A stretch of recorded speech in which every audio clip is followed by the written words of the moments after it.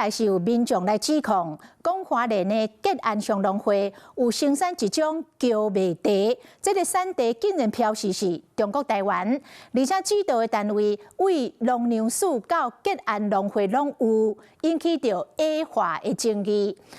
吉安鄉農會背回講，是當人咧查看的時陣無注意到，而且因這種的產品嘛無對外來販賣。架頂無共種類的商品，攏是農產加工品，這攏是花蓮吉安鄉農會精選商品。親像這青烏甲的茶，佮特別標示原產地是台灣，要互民眾買了會安心。不過平平攏是茶。傳統茶味的包裝，不過大紙這款中國叫賣茶，原產地刷寫中國台灣。進一步來看指導單位，為農糧署東區分署、光復鄉公所、到花蓮農改場拍樣中心，委託單位嘛攏是吉安鄉農會保健加工廠。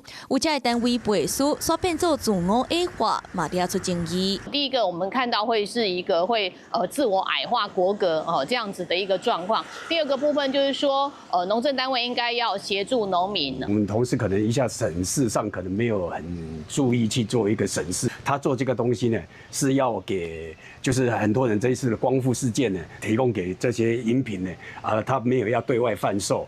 根據了解，這個負責生產的李姓農友，分別在去年12月17提25公斤的叫賣茶，還有今年正月初7佫提50公斤，要求製作產出這款的飄頭。不過李姓農友的農場明明佇咧公布產地刷寫中國台灣，對這李姓農友中心商品無買賣，表示造成誤會，浪費大眾資源來關注，感覺真失禮。不過農糧署是唔敢凊彩。後續的如果有什麼進一步的責任的話，這個部分會由農業部的相關單位來做了解跟處理。那是追究責任，佇咧飄頭的閉關有狀況，所落來要安怎注意，恐驚就要閣較認真。你好，我是宋燕明，想掌握最及時的新聞資訊嗎？趕緊訂閱、按讚、開啟小鈴鐺，鎖定華視新聞 YouTube 頻道。